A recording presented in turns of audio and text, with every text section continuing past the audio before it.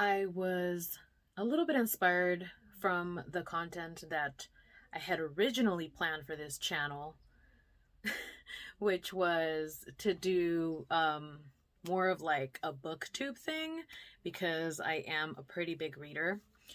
But it seems that I didn't know how to keep up with. I got into my head about reviewing books is what it was more than anything, because I continued to read books, but I got into my head about how I was going to review them, and it became a very big stalling point for me being consistent with this channel. And when I decided I'm just going to upload whatever the hell I want, the resistance stopped and I was able to be consistent with my uploads up until present day. So I kind of wanted to combine a little bit of both of these elements. So I am going to do a book haul video, but the theme here is going to be occult / witchcraft / for my personal growth. So that's the category of books, and I'm sure they could fit under many other titles and categories, but just leave it alone, people. Leave it alone. So these are the books. So if you just want to click off the video now, you can. The first book, which I have already started to read, is the Chaonomicon by Jack D. Hawkins. I have a couple of other chaos books, but I was kind of looking for an author that I didn't hear too often, so I stumbled across Jack. She has some other books. I know one of them's called Chaos Witch, I believe. And I am interested in getting that one eventually, depending on how this goes. I will say, so far, what I have read, I'm liking. I have been highlighting things quite a bit. Let me see if there's something I can read right now. So the first chapter, she is going into, it's not even a chapter, is it? I guess it is. They're not numbered. But the second chapter then would be a little history, and she goes into the history of chaos magic and who started it and who also wrote as an authority figure about chaos magic and their relation to other people within that realm of magic. So she actually does like this connect the dots thing in a really cool way and brings it down to her involvement in chaos magic. So I'm liking the history a lot. If somebody who is not aware of the history or maybe is interested on where did it come from, I think this book actually does a pretty good job of doing that. So in that way, it's pretty damn cool. I am about to start the chapter of the science of magic, which is really intriguing for me because being a science major, I really am intrigued to maybe not marry, but definitely find the connections between, you know, my spirituality, my belief system, the philosophy of that, and the science of it all. It is published by Goblin Publishing in the UK. And the back reads, what is chaos magic? Nearly 40 years after its beginnings, pagans and magicians are still asking the question or finding conflicting information online. Jack D. Hawkins was the first chaos magician to write of the history and elements of chaos magic for a widespread audience. Okay, well, that kind of supports what I was saying.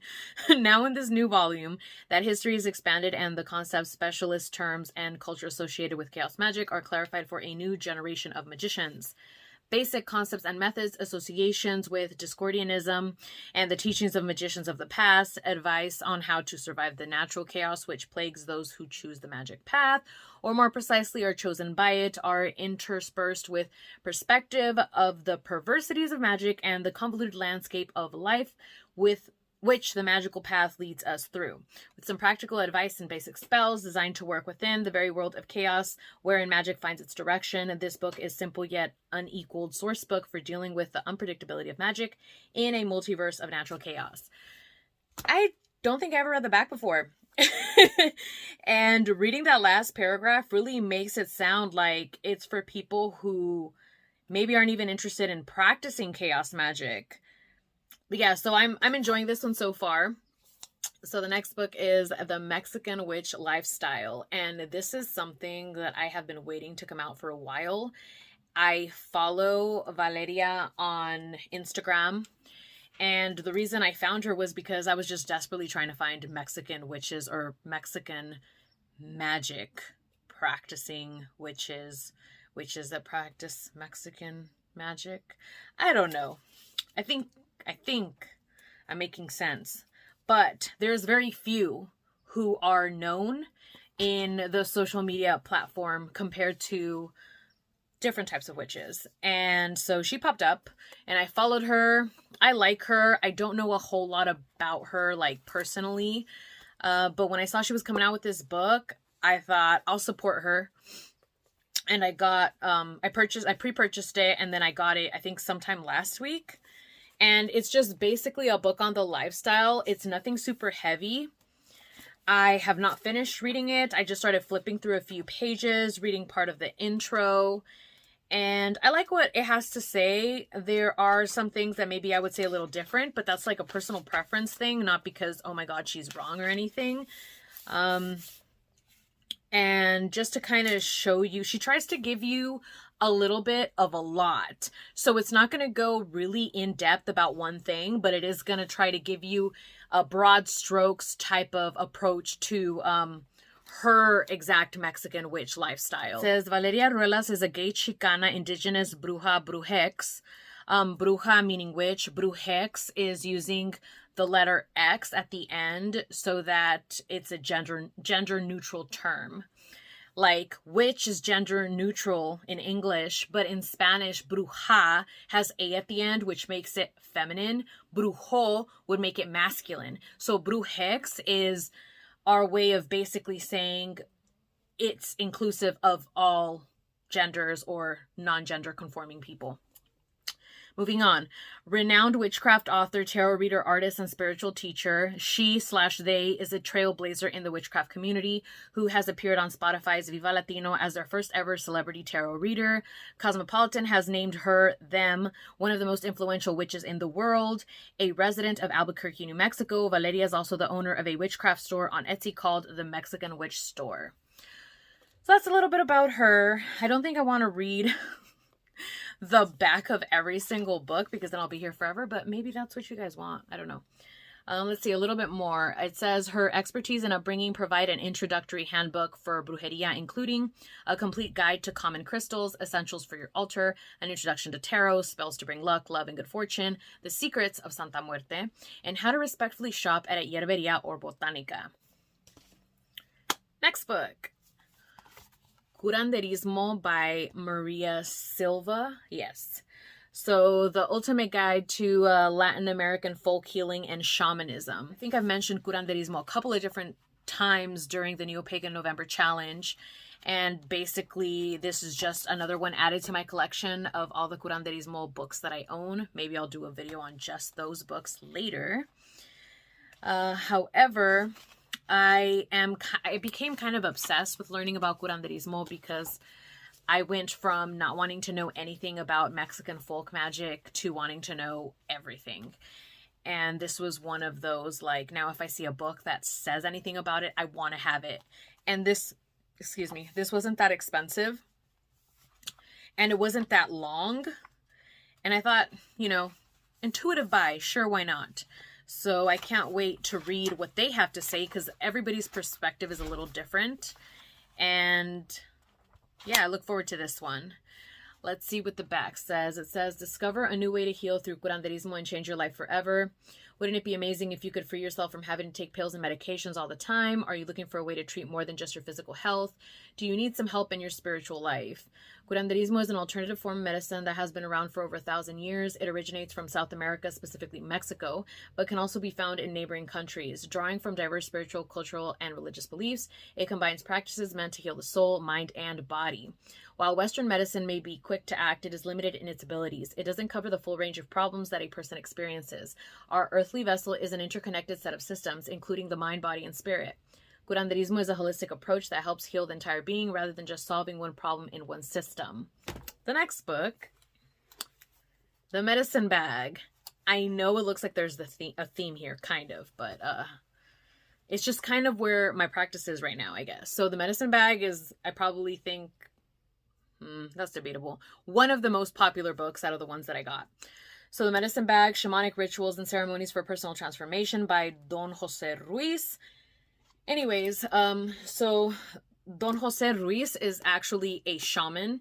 And back here it says Don Jose Ruiz is a Nahual or Toltec shaman in the Eagle Knights lineage and the son of Don Miguel Ruiz, author of the Four Agreements. He is the author of The Wisdom of the Shamans and co-author with his father of the Fifth Agreement. I think it's pretty self-explanatory why I want this book. But this is just a different way to approach shamanism, because to me, a lot of people will say curanderismo and shamanism is one and the same. I haven't seen anybody really debate that, but I have seen shamanism books completely exclude a lot of curanderismo. So I don't know if there's a representation issue or if nobody's calling these people talking about shamanism out as to why there's this exclusion that I've seen, or maybe I just haven't read the right books. I don't know. Looking forward to this. And let's see, what else does he say? It says, choose and create power objects, build a personal altar and medicine wheel, find and work with your spirit animals, and use divination tools and much, much more. And it says that he explains over 25 rituals and ceremonial practices. I guess I did start reading this. Well, only the introduction. Yeah, it was just the introduction. I think this is going to be a really fun read. I really can't wait to read this, but maybe this will make it into my TBR, which is another video I'm going to make. We'll see. Okay, next book. Magia Folk Mexicana. So this book is in Spanish. Rituales, conjuros, y purificaciones. So rituals, conjures, and purifications, or cleansings, I guess, depending on how you read into that. And this one interested me just because, like I said, I am really interested in Mexican folk magic at this point in time in my life. And I am looking for a lot of books. A lot of these books in English are limited. So I know I'm going to have to start purchasing books in Spanish. Luckily, I can read Spanish. My Spanish reading is like seldomly practiced. I'll every now and then practice in front of my mom and ask her, am I reading this right? Does this sound right? Even though Spanish is my first language, it's a complicated life, y'all. Anyways, let's see if I can translate some of this. Los saberes mágicos que han prosperado en México son diversos y eclécticos, mezclan de lo uno con lo otro y lo ancestral con lo moderno, de lo sagrado con lo profano. Which says, los saberes mágicos que han prosperado. So I'm assuming saberes is like saying the things that are known about magic that have prospered in Mexico are diverse and eclectic. They mix one thing with another. They mix the ancestral with the modern. They mix the sacred with the profane. I did pretty good. And then it goes on to say a lot of these magical practices, magical Mexican practices and Latin American practices are intertwined with Catholic mysticism and Oriental magic and the strength of the indigenous roots and the influence of the African diaspora. Okay, yeah. So this actually, I think, does a really good job in the back of telling you what is Mexican folk magic. Because it is a mix of things. I thought this would be an interesting read because it is in Spanish, so it's going to be different. And maybe the way that I think about things or that way that I absorb the knowledge is going to also be different because it takes a little bit more intellectual work on my part to do it this way. So I'm excited.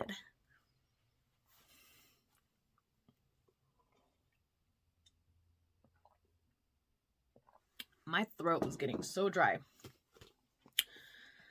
Okay. Next one. This one was such a random find. And it got it used, which is why it looks all bent right there. But this is The Magic and Mysteries of Mexico, or The Arcane Secrets and Occult Lore of the Ancient Mexicans and the Maya. And this is really interesting because I'm just going to flip this open so you can see what I'm talking about. It's like the whole book is like this.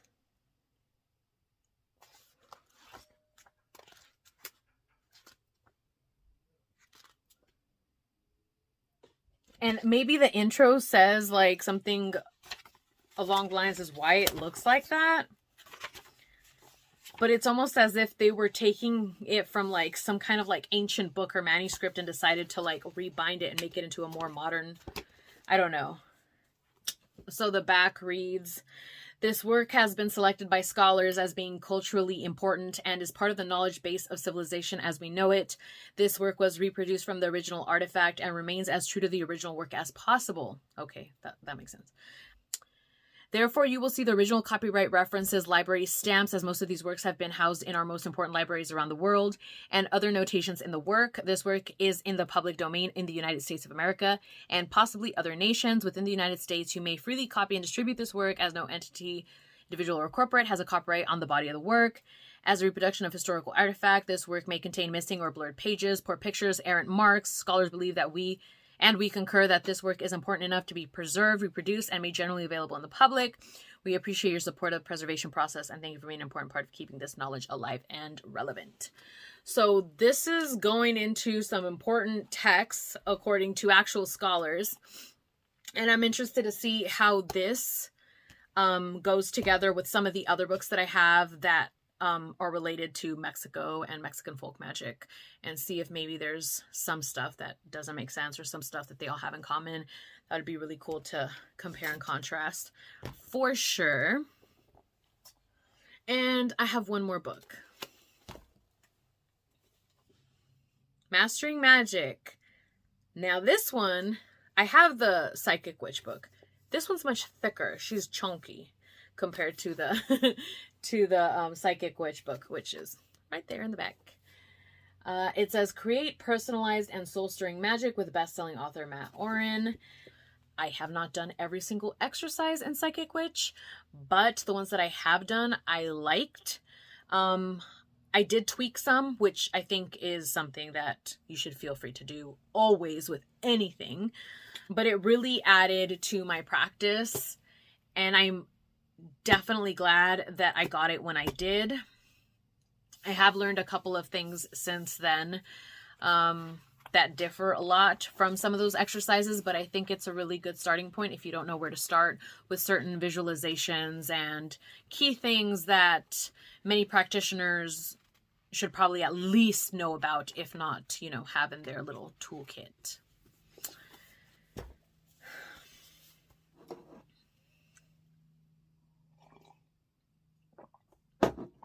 Okay, so that is going to be it. That is my recent little book haul that I made. I'm not sure how many of these books are actually going to make it to my TBR pile because I am composing a pile. I am officially done with classes today. So during the vacation, I am going to try to gobble up as many books as possible, but I do have other things going on, which maybe I'll save for another video to discuss.